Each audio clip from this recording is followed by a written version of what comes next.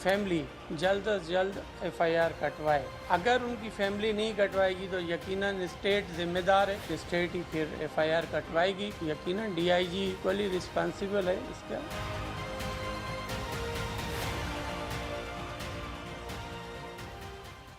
अस्सलाम वालेकुम नाजरीन, प्रोग्राम ग्राउंड ज़ीरो के साथ मैं हूं शिफा यूसुफजई।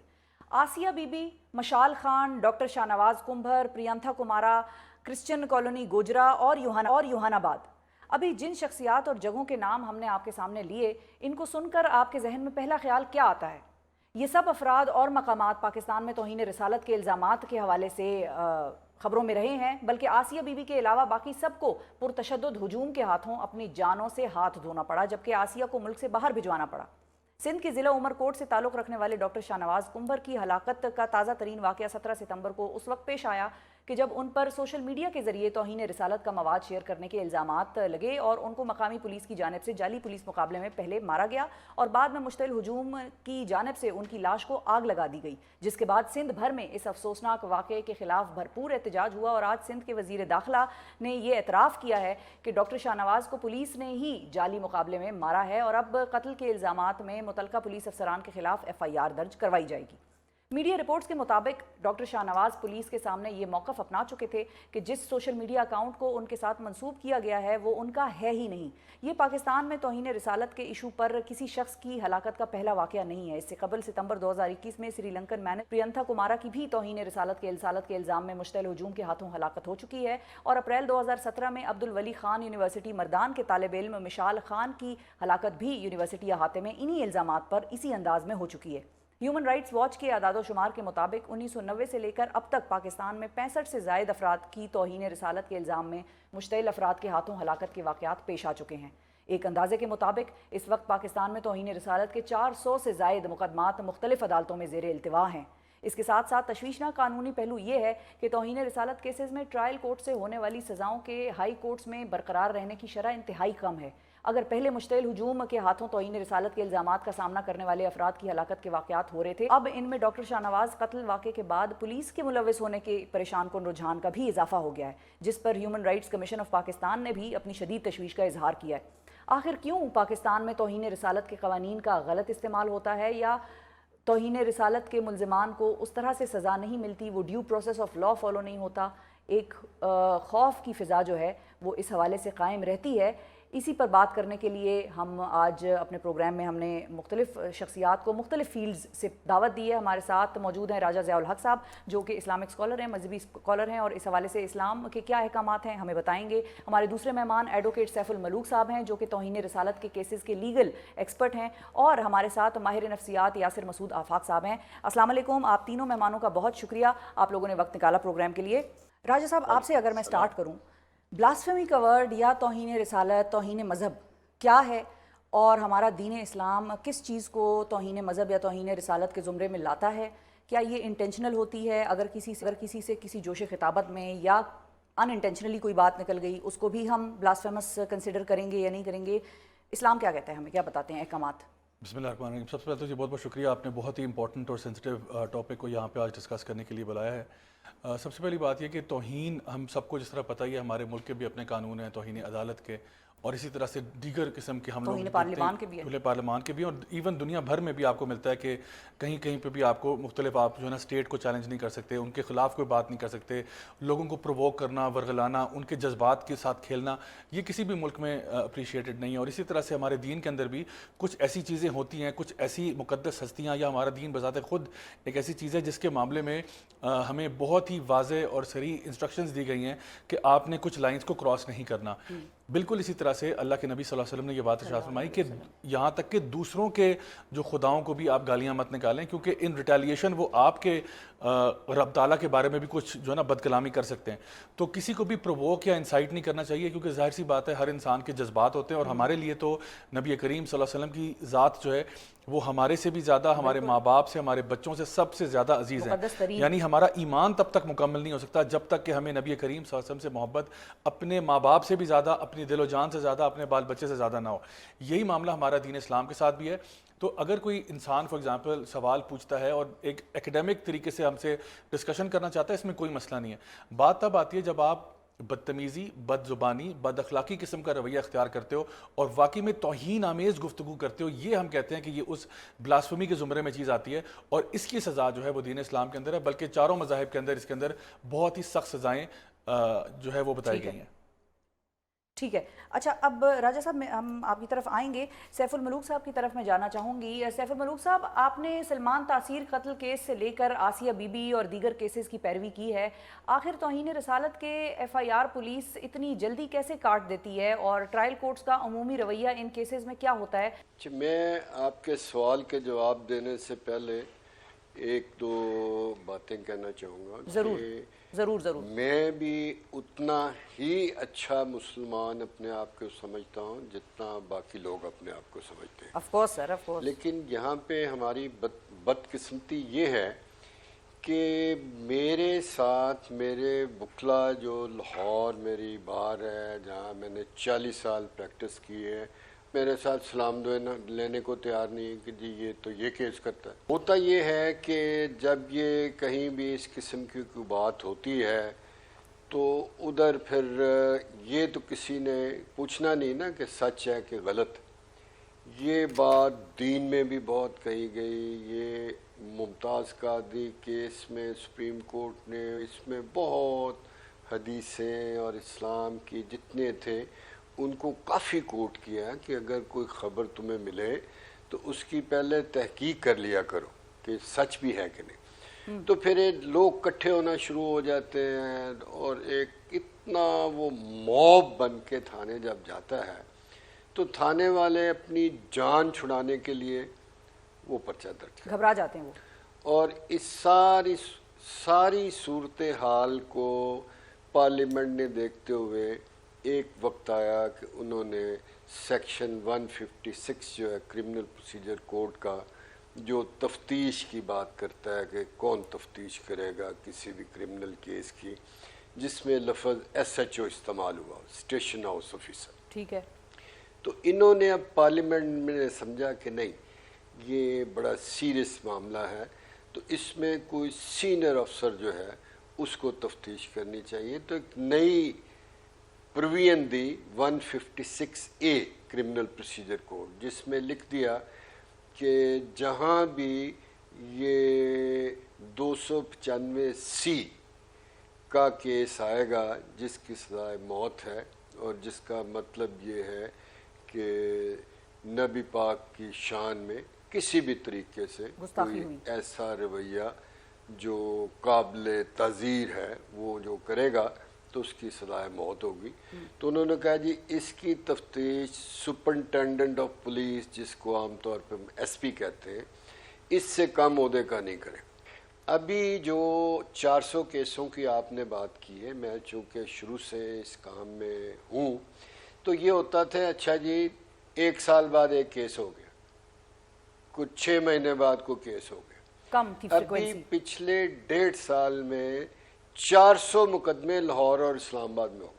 یاسر صاحب آپ کی طرف میں آؤں گی، مجھے یہ بتائیے کہ میں جب تھوڑی سی کیسز کے حوالے سے پڑھ رہی تھی تو مجھے ایسے کیسز بھی ملے جس میں لوگوں نے کلیم کیا ہوا ہے، مثال کے طور پہ خدائی کا کلیم کر لیتے ہیں لوگ، نعوذ باللہ رسالت کا کلیم کر لیتے ہیں، بہت سے ایسے لوگ ہیں جو کہ، اور میرا خود بھی ایسی سائیکولوجیکل فیسلٹیز میں وزٹ ہوا جہاں پر لوگ خود کو معمر قذافی بھی کہہ رہے تھے، اور انہوں نے یہ بھی کہا کہ میں تو وہاں کا امیر تھا اور پتہ نہیں میں تو وہاں سے آ گیا اور میں تو بڑا ایک بندہ تھا اور یہاں کی تو پاکستان کے مسائل میں تب حل کر سکوں گا جب میں کہتا ہوں آپ پاکستان کی حکومت کو میرے سامنے لا کے بٹھائیں اور میں آپ کے مسائل حل کرتا ہوں۔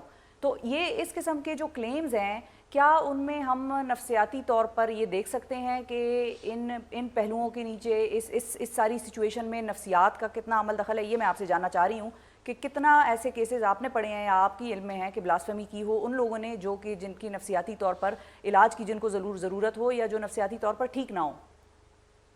جی تھینک یو شفا۔ بالکل، نفسیات کی جب ہم بات کرتے ہیں تو مینٹل ہیلتھ ایشوز کی جب ہم بات کرتے ہیں، ہم ایک ٹرم یوز کرتے ہیں مینٹل ڈس آرڈرس۔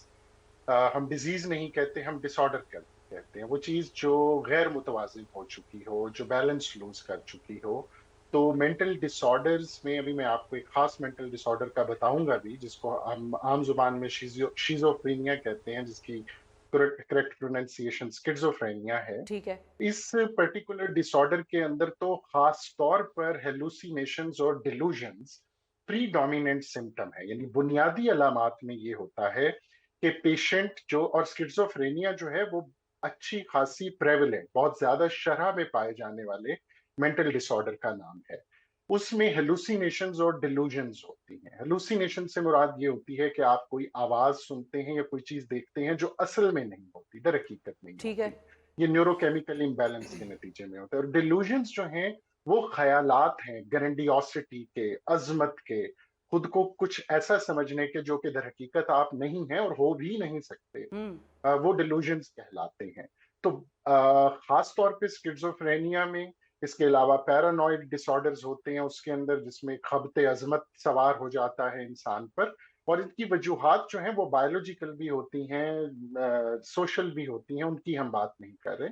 अलामात के तौर पर लोग दावा करते हैं, नबी होने का दावा करेंगे, खुदा होने का या खुदा से हम कलाम होने जी का जी। दावा करेंगे, कोई स्क्रिप्चर लिख कर ले आएंगे कि ये खुदा की तरफ से हमारे ऊपर उतरा है। ये मोअम्मर कज़ाफी की जो आपने बात की, इस तरह के किसी आलमी रहनुमाओं को तसव्वुर करेंगे कि वो हमारे अंदर हलूल कर गए हैं या हम उनके अंदर हलूल कर गए हैं और उनकी रूह जो है हमारे अंदर है और ये वजूद उन्हीं का है। और ये बात वो जब कर रहे होते हैं तो इतनी संजीदगी से, और बाज़ औक़ात यूं गुमान होता है देखने वालों का कि शायद ये शऊरी सतह पर ये बात कर रहा है या शऊरी तौर पर कोई मसला नहीं है, और वहां एन मुमकिन है कि ये मिस इंटरप्रिटेशन हो सके कि ये ब्लेस्फेमी जो है वो कॉन्शियस है, डेलिब्रेट है, शऊरी है, जबकि दर हकीकत ये उसकी बीमारी की अलामत होती है। और ठीक एक है। फिगर कोट करना चाहूंगा कि एक रिसर्च के मुताबिक पाकिस्तान में स्किज़ोफ्रेनिया के 45% पेशेंट रिलीजियस और ब्लेस्फेमस हेलुसिनेशंस और डिलूजन यानी खब्त का या इन तस्वुरात का शिकार भी होते हैं और उनका इजहार भी करते हैं। राजा साहब ये बताइए कि अगर मिसाल के तौर पे किसी से जेन्युइन तरीके से, जेन्युइन जिसको हम ब्लास्फेमी कहेंगे, सीरियस नौयत की, वो कमिट हो जाती है ये, और इंटेंशनली कभी बताइएगा, अनइंटेंशनली कभी बताइएगा, उसमें हमारे पास किस तरह से उसको प्रूव करने का तरीक़ाकार मौजूद है इस्लाम में? अगर कोई शख्स आगे इनकारी हो जाता है, वो कहता है मैंने नहीं की है, तो अब हम क्या शक की गुंजाइश पर उसको सज़ा देंगे या उसको हम जाने देंगे? और उसका प्रूफ क्या होगा अगर वो वाकई ही जेन्युइन ब्लास्फेमी करके जेन्युइनली माफ़ी भी मांग लेता है? फिर हमारा दीन हमें क्या बताता है कि माफ़ करना है या प्रोसिक्यूट करना है, क्या करना है? सही। यहाँ पे अब मुख्तलिफ़ किस्म के कुछ सिनेरियोज़ हमारे पास आते हैं, और सबसे पहली बात यह कि इस्लाम की एक बुनियादी उसूल समझ लें, वो ये है कि जितनी सज़ा सख्त है उतना ही उसको साबित करना भी जो है उसके पीछे सख्त होना चाहिए। जिस तरह कोई भी ऐसी चीज़ होती है उसमें गवाहों का होना, बार बार उसको वेरीफाई करना, वैलिडेट करना, ये बहुत इंपॉर्टेंट है। तो सबसे पहली बात तो ये कि किसी भी शख्स को ये इजाज़त नहीं है कि वो कानून अपने हाथ में ले ले, क्योंकि अगर ये काम होगा तो फिर इंतशार फैलता है और फसाद फिल अर्द होता है। यानी कि मिसाल के तौर पे कुरान मजीद के अंदर चोर का हाथ काटने की सज़ा है, लेकिन वो मैं और आप नहीं कर सकते। हमारा काम ये बनता है कि अगर हमें लगता है कि एक बंदे ने चोरी की है, उसको कानून नाफिज करने वाले इदारों के सपोर्ट करें, लीगल प्रोसेस में डालें। अगर तो उस पर साबित हो जाता है उसको सज़ा मिलनी चाहिए, अगर नहीं साबित होता तो उसको बाइज्जत बरी कर देना चाहिए। बिल्कुल इसी तरह से कोई बंदा ज़िना का मुर्तकिब है या दीगर किसी भी किस्म की चीज़ में पकड़ा गया जो कि जिसके ऊपर इस्लामी सज़ाएँ मौजूद हैं। इसी तरह से जब हम लोग ब्लास्फेमी पे आते हैं तो यहाँ पे बड़े इंपॉर्टेंट कुछ एस्पेक्ट्स अभी हम लोगों ने डिस्कस किए हैं। अच्छा देखें, हो सकता है कि वो बंदा, जिस तरह अभी डॉक्टर साहब ने कहा कि जी बंदा हेलुसिनेट कर रहा है या वो पैरानॉइड स्किज़ोफ्रेनिक है या कोई और उसके साथ मसले मसाइल चल रहे हैं, तो अब जब एक बंदा आपके पास आ गया, सबसे पहले उसको कानून नाफिज करने वाले इदारों के सपोर्ट करना चाहिए। उसके बाद ये कि वहाँ पे बाकायदा तौर पर तफ्तीश की जाए कि एग्जैक्टली इसके मुंह से निकला क्या था, इसने कहा क्या था। मेडिकल डॉक्टर्स की प्रेजेंस होनी चाहिए कि क्या इसका दिमागी तवाज़ुन ठीक है। हो सकता है बंदा मजनून है, यानी बिल्कुल मेंटली उसका कोई हालत ही नहीं है, और जो भी बंदा बिल्कुल दीवाना होता है या मेंटल, आप कह लें मेंटल रिटार्डेशन की तरफ होता है, तो उसके ऊपर वैसे ही हमारा कानून अप्लाई नहीं करता। अच्छा, इसी तरह से आपने कहा हेलुसिनेट करता, अब उसमें बाइपोलर डिसऑर्डर, हज़ारों मसले हो सकते हैं, तो वो मेडिकल डॉक्टर ही बता सकता है कि जी इसका ज़हनी तवाज़ुन ठीक है या नहीं है। अच्छा, फिर उसके बाद नेक्स्ट स्टेप आता है कि जी क्या इसने जो कहा है वो वाकई में उसके गवाह मौजूद हैं, क्या कहा गया था वगैरह वगैरह, ये सारी चीज़ों के ऊपर तहकीक होनी चाहिए। और ये भी देखा जाए कि क्या अगर किसी ने खुद से ना सुना हो, मैं आपको आकर कहूँ कि राजा साहब आपको पता है कि फ़लाँ बंदे ने इस किस्म की कोई बात की है, मैंने फ़लाँ से सुना है, तो इस सारी चेन ऑफ कॉन्वर्सेशन या कम्युनिकेशन में फिर क्या دیکھیں جو لوگ گواہ ہوتے ہیں نا ان کی بھی یعنی گواہ بھی ہر بندہ گواہ نہیں ہوتا. گواہ وہ لوگ ہوتے ہیں جو خود بااخلاق اور باکردار لوگ ہوتے ہیں. جس طرح ہم لوگ, آپ نے دیکھا ہوگا عام سی ہماری اگزامپل ہے روت ہلال کمیٹی, جب گواہ اور ہماری شہادتیں آتی ہیں تو وہ دیکھتے ہیں کہ جو بندہ شہادت دے رہا ہے وہ بذات خود کون شخص تھا. تو اس طرح سے جو اس علاقے کے جو رسپیکٹیبل لوگ ہوتے ہیں جو کہ خود وہاں انوالو تھے, انہوں نے یہ بات سنی یا دیکھی یا وہ سارا معاملہ ان کے سامنے آیا, اور وہ بندہ ہو سکتا ہے کہ اگر تو وہ واقعی میں گلٹی ہے, اگر واقعی میں اس کا ایکچولی قصوروار تھا, تو ہو سکتا ہے کہ وہ آخری دم تک اپنے منہ سے اسی طرح کے کچھ کفریہ کلمات ہی نکال رہا تھا اور وہ سب نے سن بھی لیے.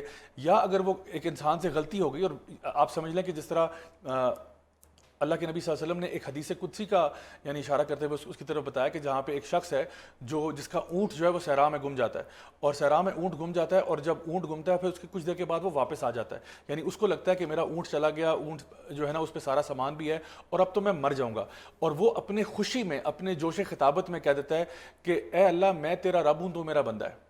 یعنی نعوذ باللہ اس کے منہ سے یہ کلمات نکلتے ہیں, لیکن نبی کریم صلی اللہ علیہ وسلم یہ حدیث سنا رہے ہیں کہ اس کی خوشی کا عالم یہ تھا کہ وہ اس خوشی میں دیوانہ ہو گیا. تو اس طرح سے اگر ایک بندہ اس کو ریئلائز کرایا جائے کہ یہ آپ نے کیا بولا, اور وہ اسی وقت توبہ استغفر اللہ کر دے کہ جی ایک سلپ آف دا ٹنگ ہو گئی ہے, غلطی ہو گئی, مجھے نہیں کہنا تھا, تو اس کے معاملے میں مطلب ساتھ ہی آپ کو پھر جہاں پہ آپ نے میڈیکل ڈاکٹر کو انوالو کیا ہے, سائیکالوجسٹ کو انوالو کیا ہے, آپ کو علماء کو بھی انوالو کرنا چاہیے, مفتیان کو انوالو کریں. یہ ہر لے پرسن کا کام نہیں ہے کہ وہ بیٹھ کے اس کے اوپر فیصلہ کرے, اور پھر پراپر لیگل پروسیس چلائیں. دیکھیں مسئلہ تب ہوتا ہے کہ اگر تو ایک انسان بے گناہ ہے اور کسی نے خود قانون اپنے ہاتھ میں لیا, جس طرح کہ آپ نے کچھ ایگزامپل بتائیں, شاہ نواز کا کیس جو ہوا اس میں باڈی جلا دی. ایگزیکٹلی. تو دیکھیں باڈی جلانا تو ویسے بھی ہمارے دین اسلام میں ہے ہی نہیں نا, کہ یہ تو وہ چیز ہے جو سزا صرف اللہ تعالیٰ دے سکتے ہیں, ہمارے اوپر تو یہ بالکل بھی ہمیں الاؤڈ نہیں ہے اور کمپلیٹلی حرام چیز ہے. سو پہلی بات یہ کہ لوگ خود اپنے ہاتھ میں قانون نہیں لے سکتے, قانون نافذ کرنے والے اداروں کی طرف جائیں گے. اچھا پھر قانون نافذ کرنے والا ادارہ کیا بندہ اگر وہ کام کر دے تو اس کو بھی پروسیکیوٹ کرنا چاہیے کہ آپ نے کیسے کیا, کیونکہ آپ کو پورا لیگل پروسیس کو فالو کرنا ہے. دیکھیں اگر آپ اسلام ایک نظام چاہتا ہے, ایک سسٹم چاہتا ہے, اگر وہ سسٹم اس کے اندر کہیں نہ کہیں لوگ جو ہے چیزوں کو فالو نہیں کریں گے تو پرابلم ہوگا. تو ایک طرف ہم یہ کہتے ہیں کہ اگر کوئی کیس جینوئن آیا ہے, حکومت وقت کو چاہیے کہ اس کے اوپر فوراً اور قرار واقع سزا دے, تاکہ لوگوں کو بھی پتہ چلے کہ جی حکومت اس پہ ایکشن لیتی ہے, اور جو لوگ واقعی میں گلٹی ہوتے ہیں ان کو کیفر کردار تک پہنچایا جاتا ہے. جب حکومت کی طرف سے بھی اس کے اندر ڈیلے ہوتا ہے تو پھر لوگ اشتعال میں آ جاتے ہیں. سیف الملوک صاحب یہ بڑا امپورٹنٹ پوائنٹ ہے کہ بلاسفیمی کے کیسز آپ نے بھی کہا کہ پہلے وقتوں میں آتے بھی کم تھے, اب کوئی ایسا وقت آ گیا ہے کہ بہت زیادہ یہ کیسز بھی آ رہے ہیں, فریکوینسی ان کی بڑھ گئی ہے, لیکن اتنا ہی ساتھ ہم نے دیکھا کہ کیونکہ عدالتوں پہ لوڈ اتنا زیادہ ہے, عام آدمی کے عام کیسز اتنے زیادہ پینڈنگ ہیں, ساتھ ہی میں یہ کیسز بھی پینڈنگ ہیں بہت سارے. اب جب ان میں بھی مین سزا نہیں ہوتی, یا جو کلپریٹ ہے وہ رہتا ہے اور وہ اپنی زندگی بھی انجوائے کر رہا ہے, ضمانت پہ بھی وہ نکل گیا, تو پھر لوگوں میں اشتعال پھیلتا ہے. تو اس کا کیا حل ہے, اس کا کیا سولوشن ہے کہ جو کیسز آئے ہیں ان کو ویریفائی کریں پراپر طریقے سے, اکیوزڈ ہے سزا وہ جرم ثابت ہو جاتا ہے تو آپ اس کو سزا دیں, اگر نہیں ہے تو پھر اس کو جانے دیں. دیکھیں گزارش یہ ہے کہ یہاں پہ ہر بندہ اتنے خوف کے اندر مبتلا ہے, یہ میں آپ کو اپنے تجربے سے کہہ رہا ہوں کہ جس ایس پی کو ہم نے کہا تم نے تفتیش کرنی ہے, وہ بالکل اس کے لیے تیار نہیں ہے کہ وہ درست تفتیش کرے, بالکل نہیں تیار. یہ صرف کاغذ میں لکھ دیا ہے, وہی سب انسپیکٹر جو اس کو کہہ رہا ہے وہی کیا جا رہا ہے. اس کے بعد آج تک جتنے 295 کے کیس آئے ہیں, مجھے کوئی ایک کیس آپ نکال کے دیں جس میں سیشن جج نے بری کر دیا, سب میں پھانسی, ایویڈنس ہے یا نہیں ہے. پھر آگے ہائی کورٹ. ہائی کورٹ میں ابھی 1920 کے کیسز جو ہیں جن کو 20 میں پھانسی وہ پڑے ہوئے ہیں بلیسفیمی کے, کوئی جج کیس سننے کو تیار نہیں. اور یہی حال سپریم کورٹ کا ہے. سپریم کورٹ میں یہ ہوا کہ ہمارا ایک قانون ہے, ایک سپریم کورٹ نے فیصلہ دیا کسی کیس پہ, فیصلے کو درست ہے یا غلط ہے یہ میرا ایشو نہیں ہے, لیکن آئین کہتا ہے کہ جو سپریم کورٹ فیصلہ کرے گا وہ فائنل ہے. اس پہ ایک ضمانت صرف لی سپریم کورٹ نے, اس پہ ریویو آیا جو آئین میں لکھا ہوا آرٹیکل 188 میں, وہ ڈسمس ہو گئی. اس کے بعد پورے پاکستان جب سے آئین بنے ہیں لکھا ہوا ہے کہ کوئی ججمنٹ سپریم کورٹ کی نہیں ہے کہ سیکنڈ ریویو ہو سکتا ہے. اس کیس میں इतना प्रेशर डाला। ठीक है यासिर साहब, आपकी तरफ मैं आऊंगी। टॉलरेंस के हवाले से बीमारी का या जहनी तवाज़ुन के जो हमारे पास आपने स्किज़ोफ्रेनिया के अलामात बताई वो तो ठीक है, लेकिन जो टॉलरेंस है उस टॉलरेंस का क्या करना है? पाकिस्तान और हमारा ख़ित्ता अनफॉर्चुनेटली इतने हम इंटॉलरेंट हैं, हम किसी की जेन्युइन गलती पर उसकी जेन्युइन माफ़ी को भी कबूल करने के हम रवादार नहीं होते। तो अब ये टॉलरेंस का मामला क्या है और किस तरह से हम अपनी नफ्सियात को इस चीज़ पर कायल करें कि हो सकता है जेन्युइनली अगले से गलती हो गई हो? अच्छा देखिए, टॉलरेंस की जब हम बात करते हैं, आप बुनियादी तौर पे रेफर कर रही हैं एक मॉब मेंटालिटी ऐसा ही को, है। एक मॉब हिस्टेरिया को, मैस हिस्टेरिया को। हमने जो लिंचिंग के जितने केसेस देखे, आप मुझे बताइए कि अगर 100, 200, 500 अफराद इकट्ठे होते हैं जिनको हेर से पता चलता है कि किसी किस्म की ब्लेसफेमी हुई है, उसमें से कितने लोग हैं जो किसी क्रिमिनल इंटेंशन के साथ ब्रॉट अप हुआ है जिनका, कितने हैं जो सोशियोपैथ हैं, साइकोपैथ हैं। एक आम आदमी भी मॉब मेंटेलिटी का जब शिकार होता है तो उसकी अपनी इंडिविजुअल मेंटेलिटी, सोचने समझने की सलाहियत मफकूद हो जाती है। और किसी भी सेंटिमेंट के तहत, जो रिलीजियसली चार्ज सेंटिमेंट है, उसके जेर तहत वो फैसले सरजद होते हैं, वो इनेक्टमेंट होती है जो कि काबिल मजम्मत है, जिसका हमने भी जिक्र किया और देख लिया। तो यकीनन जैसे हमने पहले बात की कि इंडिविजुअल डिसऑर्डर्स हो सकते हैं, स्किज़ोफ्रेनिया है, बाइपोलैरिटी है, पैरानोया है, बिल्कुल इसी तरह एक मजमूई तौर पर, मुआशरती सतह पर, समाजी सतह पर अदम बर्दाश्त की, एक्सट्रीमिस्ट यानी इंतहा पसंदी और मुतशद्दिद मिजाजी जो है, वो भी हमारे जो माशरे में, हमारे अफराद में सरायत कर गई है। क्योंकि हमारे जो ट्रेनिंग इंस्टीट्यूशंस हैं, वहाँ क्रिटिकल थिंकिंग पे, चीज़ों पर सोच विचार करने पे, जो कि कुरानिक विजडम भी है, उसकी बजाय एक रेवलेशन या किसी कहीं सुनी हुई बात को सिर्फ मुकद्दस या मुकद्दम समझते हुए उस पर अमल पैरा हो जाना, ये यकीनन किसी न किसी सतह पर हमारे एक्सट्रीमिस्ट और वायलेंट बिहेवियर का बायस बनता है। बिल्कुल सही है। फाइनली राजा साहब, आपके फाइनल वर्ड्स क्या होंगे इस सारे इशू पर? लोगों को, आवाम को, जो लोग ये सुनते हैं केसेस, उनको क्या करना चाहिए? Your final comment. मैं ये कहूँगा कि जी सबसे पहले तो इसमें हमारी पूरी उम्मत, हमारी जो कौम है, उसकी तरबियत की बहुत अशद ज़रूरत है। और इसके साथ साथ मैं कहूँगा कि हमारी मसाजिद का इसमें बहुत बड़ा रोल हो सकता है कि वो आवाम को एजुकेट भी करें, दीन की प्रॉपर तालीम लोगों तक पहुँचाएँ, और इसके साथ साथ उनके अंदर एक तहम्मुल मिजाजी को पैदा करें। साथ साथ मैं ये कहूँगा कि देखिए, हमारे पाकिस्तानी ही पूरी दुनिया में जहाँ पे भी मुख्तलिफ जगहों पे माइग्रेट करके जाते हैं, ट्रैवल करते हैं, जहाँ पे लॉ एंड ऑर्डर की सिचुएशन स्ट्रांग होती है ना, वहाँ पे सब बिल्कुल तमीज़ से रहते हैं। तो हमारा इससे ही पता ही चलता है कि हमारे यहाँ लॉ एंड ऑर्डर की कितना फुकदान है। क्योंकि जब ये कंडीशंस होती हैं तो अल्हम्दुलिल्लाह हम लोग पूरे दुनिया में भी ट्रैवल करते हैं। आप यूरोप में हमारा हाल देखें, मुसलमान किस तरह से वहाँ पे, हमारे जो पाकिस्तानी वहाँ जाते हैं, ट्रैफिक के कवानीन भी फॉलो करते हैं, वहाँ का वो मतलब आप दुबई ले लें, हर चीज़ को फॉलो करते हैं, क्योंकि उनको पता है कि अगर आपने थोड़ा सा भी लेफ्ट राइट हुए कानून से तो आपको फ़ौरन पकड़ा जाएगा, सज़ा भी होगी और सब कुछ होगा। तो आई थिंक यहाँ पे हमारी बहसियत पाकिस्तानी होने के नाते सबकी तरबियत करने की इस वक्त अशद ज़रूरत है। तरबियत की बहुत अशद ज़रूरत है, और इन मुकदमों में जज्बात से नहीं बल्कि होश से काम लेने की ज़रूरत है। बहुत शुक्रिया अदा करेंगे। राजा ज़ियाउल हक साहब हमारे साथ मौजूद थे, सैफुल मलूक साहब मौजूद थे, यासिर मसूद आफाक साहब मौजूद थे, और इन तीनों के पॉइंट ऑफ व्यूज़ आपने सुने। इन्होंने जो अहम इशूज़ हाईलाइट किए वो आपने सुने। और अब प्रोग्राम में जिक्र सुप्रीम कोर्ट में दिखाई देने वाले जजेस के इख्तिलाफात का, और इलेक्शन कमीशन की तरफ से PTI मखसूस नशिस्तों के मामले पर सुप्रीम कोर्ट से मुसलसल दूसरी बार आईनी वजाहत मांगने के इक़दाम का। तीन रोज कबल सुप्रीम कोर्ट के सीनियर जज जस्टिस मंसूर अली शाह ने चीफ जस्टिस काजी फाइज ईसा को एक खत लिखकर supreme court practices and procedures act में सदारती ऑर्डिनेंस के जरिए तरमीम पर बतौर एहतजाज सुप्रीम कोर्ट के बेंचेस तश्कील देने वाली कमेटी में बैठने से इनकार कर दिया था, और जस्टिस मुनीब अख्तर की जगह जस्टिस अमीनुद्दीन को कमेटी में शामिल किए जाने पर एतराज़ात भी उठाए थे। आज मीडिया ज़राए के मुताबिक चीफ जस्टिस ने जस्टिस को एक जवाबी खत लिख दिया है, जिसमें उन्होंने ये मौक़िफ़ अपनाया है कि जस्टिस मंसूर ने उन पर हक़ाइक़ जाने बगैर इल्ज़ाम लगाया कि उन्होंने कमेटी में जस्टिस याहिया अफरीदी को बाईपास करके जस्टिस अमीनुद्दीन खान को जगह दी। चीफ जस्टिस के बकौल जस्टिस याहिया अफरीदी को अगर कोई जजेस कमेटी का रुकन नहीं देखना चाहता तो वो जस्टिस मुनीब अख्तर हैं।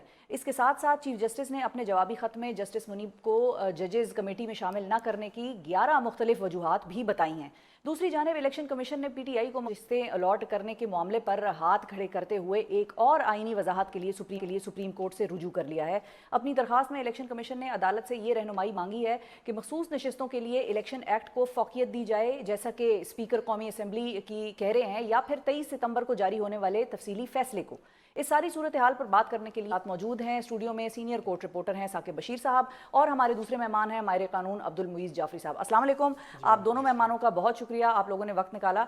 साकिब साहब, सबसे पहले मैं आपसे आगाज़ करना चाहूँगी कि बाकायदा तौर पर आप सुप्रीम कोर्ट कवर करते हैं, और अब आपको भी ज़ाहिर है पता ही है कि एक ख़त आ रहा है, एक ख़त जा रहा है। ये सुप्रीम कोर्ट में क्या चल रहा है, क्या एतराज़ात सामने आ रहे हैं दोनों साइड से, हो क्या रहा है वहाँ पर अंदर?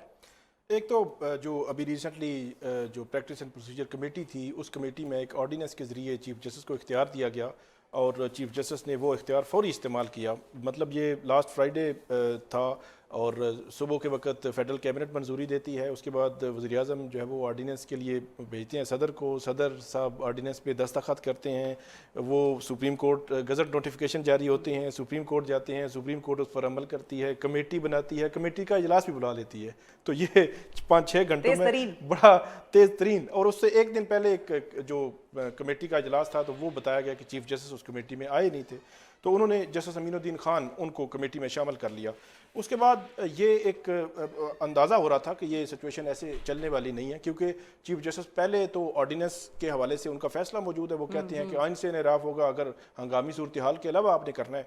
तो फिर जस्टिस मंसूर अली शाह ने मंडे का जो इजलास था उस पर ख़त लिखा, और वो ख़त मेरे ख्याल में लीगल ग्राउंड्स उसमें ज़्यादा थी। उन्होंने ये कह दिया वन मैन शो और इस किस्म की बात उन्होंने कर दी, लेकिन उन्होंने जो उन्होंने पॉइंट आउट करने की कोशिश की कि आप इस तरह करें एडमिनिस्ट्रेटिव साइड पे या जुडिशियल साइड पे फुल कोर्ट बुला लें, क्योंकि पहले भी supreme court practice and procedure act जब आया था तो वो फुल कोर्ट सितंबर 2023 में उसने देखा था, उस पर जुडिशियल साइड पे उन्होंने देखा था। तो अब आप फुल कोर्ट बुला लें ताकि फुल कोर्ट इसको देख ले। तो बजाय इसके कि चीफ जस्टिस जो है वो मेरा ख्याल में उस तक महदूद रहते, उन्होंने मेरा ख्याल में इसको अपनी तज़हीक भी समझा है। इस जो ख़त लिखा जस्टिस मंसूर अली शाह ने, या उस जो लैंग्वेज थी उस लैंग्वेज को अपने ख़िलाफ़ उन्होंने समझा है, और उन्होंने जस्टिस मुनीब अख्तर जो सुप्रीम कोर्ट के जज हैं, मतलब जिस तरह जुडिशियल साइड पे जितना इख्तियार चीफ जस्टिस का है इतना ही इनका है। मतलब ये एडमिनिस्ट्रेटिव मामलात में चीफ जस्टिस देखता है, तो जुडिशियल साइड पे तो एक जिस तरह इनकी राय है उनकी भी राय है, लेकिन उनके हवाले से उन्होंने जो ख़त लिखा है चीफ जस्टिस ने 11 उन्होंने जो वजूहात बताई हैं कि इन 11 वजूहात की वजह से मैंने कमेटी में नहीं रखा, और उसमें ऐसी ऐसी वजूहात हैं, हैरान हो गए हैं हम कि मतलब ये है कि वो पूछ रहे हैं कि वो पेंडेंसी है, वो छुट्टियां उन्होंने कर ली, छुट्टियां जो 2 माह की छुट्टियां थी वो छुट्टियां कर ली, अवेलेबल नहीं थे और मीटिंग्स में आ जाते थे, फिर कॉन्स्टिट्यूशनल मैटर में उन्होंने स्टे दिए, फिर वो मामला जो है पेंडिंग हो गए। फिर एक और बात उन्होंने बड़ी हैरानकुन की, अभी रिसेंटली एक मीटिंग थी, उस मीटिंग में वो उन्होंने वॉकआउट किया था, और वो वॉकआउट जो उन्होंने किया था मेरी नज़र में वो वॉकआउट उनकी बात दुरुस्त साबित हुई कि वो जो रूल्स थे जजेस की तैनाती के हवाले से, वो इजलास हो रहा था 13 सितंबर को, तो उसमें हुआ कुछ यूं कि वो उन्होंने अटॉर्नी जनरल से पूछा, अटॉर्नी जनरल साहब ये बताएं कि आप आईनी कोई पैकेज कोई तरामीम ला रहे हैं या नहीं ला रहे, अगर तो ला रहे हैं तो फिर तो हमें बैठने की जरूरत नहीं, जब आएगी आईनी तरामीम का पैकेज फिर देख लेंगे।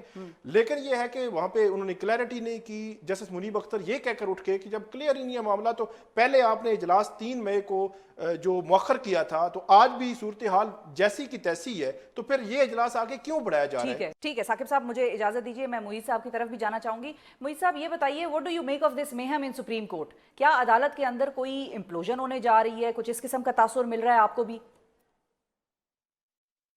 देखिए, अदालत के अंदर जो इम्प्लोजन थी वो तो मेरे ख्याल में बहुत पहले हो चुकी है, उसके असरात जो हैं वो बाहर की तरफ आ रहे हैं। मेरे ख्याल में ये प्रैक्टिस एंड प्रोसीजर का जो ऑर्डिनेंस है ये एक आला है जिससे मज़ीद कोर्ट की इंडिपेंडेंस को करोड करने की अव्वल तो इंतज़ामिया की तरफ से कोशिश है, जो बज़ाहिर कामयाब हो रही है, क्योंकि चीफ जस्टिस साहब जो हैं वो उनसे जो शिकवा किया था मंसूर अली शाह साहब ने, उस शिकवे की जो बुनियाद थी उसका तो जवाब उन्होंने नहीं दिया, लेकिन उन्होंने ज़ाती तौर पे मुनीब साहब की शख्सियत पे कई हमले किए, कुछ का जिनका हवाला साकिब साहब ने भी दिया, और पॉइंट बाय पॉइंट मेरे ख्याल में उसका जवाब जो है वो हर एक को जानना भी ज़रूरी है, क्योंकि जो सवाल किया था शाह साहब ने, जी उन्होंने जो वजूहात बनाई हैं बताई हैं मुईज़ साहब, वो बेसिकली जस्टिस मुनीब के कॉन्डक्ट को उन्होंने क्वेश्चन मार्क लगाया है उसके ऊपर। جی انہوں نے جسٹس منیب کے ذاتی کانڈکٹ پہ سوال اٹھایا ہے، اور ان کی جو رائے ہے جس سے وہ اتفاق نہیں کرتے اس کو وجہ بنایا ہے، یعنی کہ انہوں نے یہ بات ثابت کی ہے کہ ان کو کلیجیم کے اندر ان کی رائے کیونکہ متفق نہیں تھے اس رائے سے، ان کو اتفاق نہیں تھا، لہٰذا ان کو وہ برے لگتے تھے. یعنی کہ جو ان کے اوپر تنقید تھی، جو وہ خود تنقید کیا کرتے تھے، جس کو وہ ایک مورل کمپلشن کہتے تھے، جب انہوں نے پریکٹس اینڈ پروسیجر ایکٹ 2023 کو اپہولڈ کیا تھا تو انہوں نے یہی کہتے ہوئے کیا تھا کہ جی فیصلہ کلیجیم سے ہونا چاہیے، جمہوریت اس میں ہے، قرآن کے احکامات اس میں ہیں، موریلٹی اس میں ہے، اسلام ہمیں یہ کہتا ہے. تو وہ ساری باتیں ایک طرف، اور آج وہ منصور علی شاہ صاحب کو سمجھانا چاہ رہے ہیں کہ یہ تو اتنے برے ہیں، یہ تو ایسے ہیں، یہ تو ویسے ہیں. تو قاضی صاحب بھی اتنے ہی برے لگتے تھے بندیال صاحب کو، شاید اسی لیے کلیجیم نہیں تھا. لیکن انہوں نے ماسٹر آف دا روسٹر، ایک وجہ انہوں نے یہ بھی رکھی ہے کہ یہ صاحب وہ تھے جن کو ماسٹر آف دا روسٹر کا کانسیپٹ پسند تھا.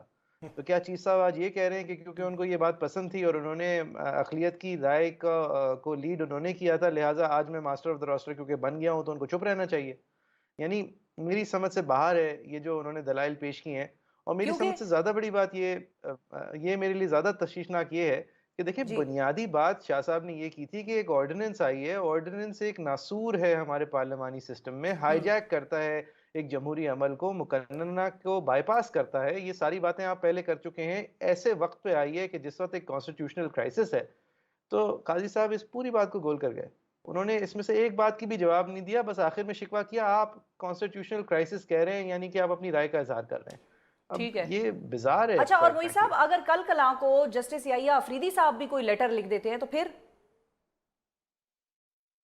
دیکھیں آفریدی صاحب تو شاید نہیں لکھیں گے، وہ کافی کنزرویٹو آدمی ہیں، لیکن میں منیب صاحب کے خط کا ضرور اب منتظر ہوں اچھا، کہ آپ کو لگتا ہے کہ یہ ان کا خط آ جائے گا سیدھی اب؟ سادھی تہمت ہے ان کی ذات جی پہ، اور ان سے ان کی آڈینس کے بغیر ہے، اور ان کی انپٹ کے بغیر ہے. تو ان کا تو حق بنتا ہے میرے خیال میں جواب دینے کا. لیکن یہ دیکھیں بالکل جو صحیح ہے. آج ہمارے یہ سیاسی جماعتیں جس بھی وجہ کو اور جس بھی عذر کو سامنے رکھ کے ہمارے آئین کی تشریح، آئین کی ترمیم کرنے جا رہے ہیں، اور وہ جتنی بھی آپ کو منطق سمجھانے کی کوشش کریں، ان کے ساتھ جتنے بھی وکلا انفارچونیٹلی جڑے ہوئے ہیں، بات یہ ہے کہ پاکستان کے اندر ایک آئینی کورٹ ہے، اس کا نام ہے سپریم کورٹ آف پاکستان. اس کی جگہ ایک اور آئینی کورٹ کریٹ کرنا محض اپنے من پسند لوگوں کو کی چناؤ کے لیے بنانے کی ضرورت ہے، اور کوئی ضرورت ٹھیک ہے. نہیں ہے. اور پھر ان لوگوں کے چناؤ کے اوپر بھی انتظامیہ کا ہاتھ اگر حاوی رکھنا ہے تو یعنی کہ وہ جو بنے گا وہ کورٹ نہیں ہوگا، یعنی کہ پوری عدلیہ کو انتظامیہ کے ماتحت کرنے کی یہ ایک سازش ہے.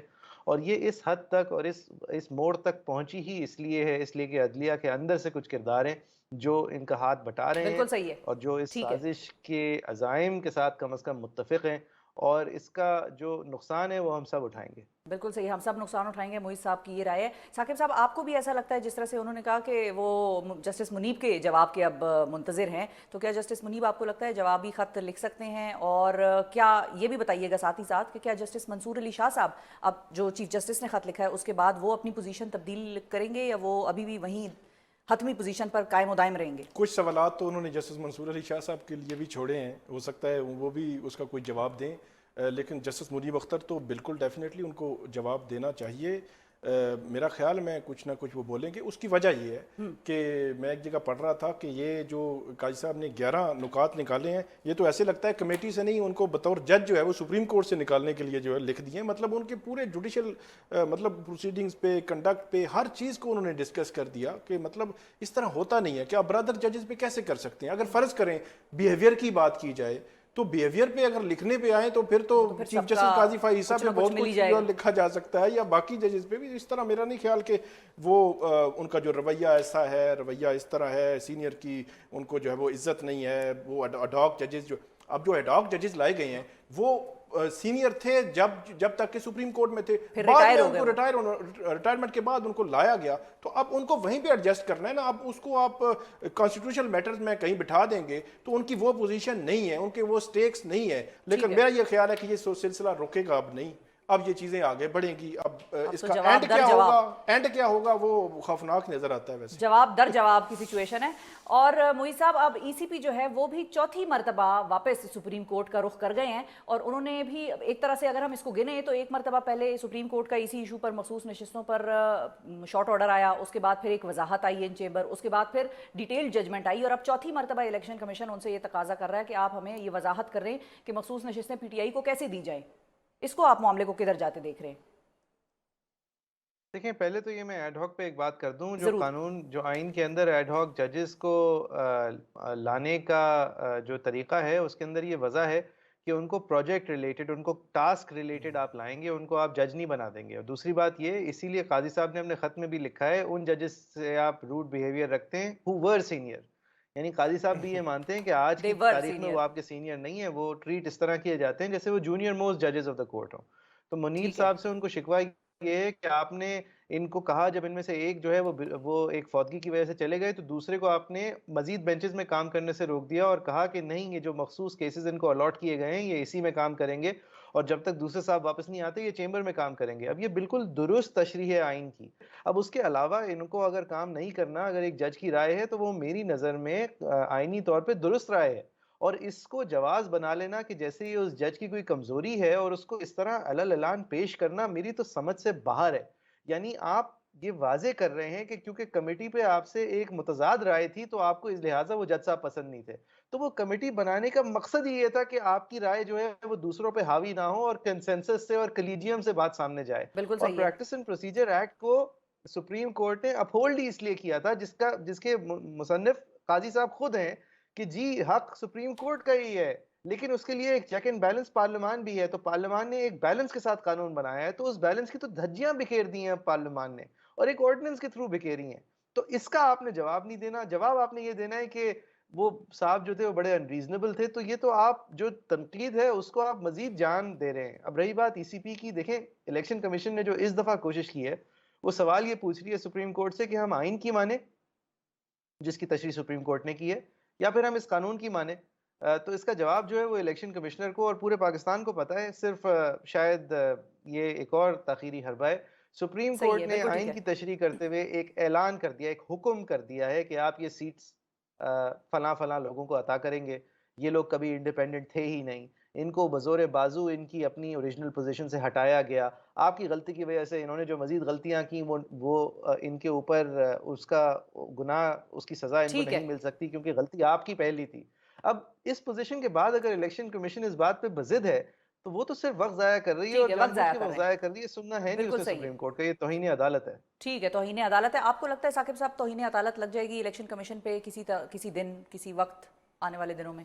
میں تو اس پہ حیران ہوں کہ الیکشن کمیشن نے 7 میٹنگز کس چکر میں کی ہیں. مطلب اس میں کوئی ایسی چیز نہیں تھی. عام کچھ سمجھنے والے بھی دوست ہمارے وہ سمجھ سکتے ہیں کہ وہ جو 70 پیجز کا ججمنٹ ہے، مطلب ایون 12 جولائی کا جو فیصلہ تھا وہ بھی بڑا کلیئر تھا، اس میں کوئی ایسی ابہام نہیں تھا.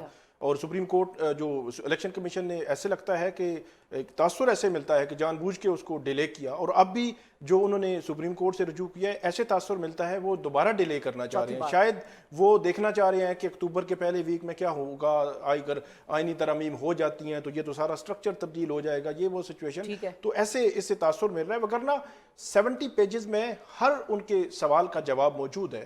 اس کے علاوہ جو وہ اسپیکر قومی اسمبلی کے خط کا حوالہ دے رہے ہیں، وہاں پہ بھی جو قانون بنا ہے اس قانون کے حوالے سے ابھی ریسنٹلی ایک میٹر تھا تو اس میں سپریم کورٹ نے فیصلہ دیا ہے کہ جو ماضی سے اطلاق کب ہو سکتا ہے. ایسا نہیں ہو سکتا کہ آپ کسی کا حق متاثر کریں اور ماضی سے اطلاق کر لیں.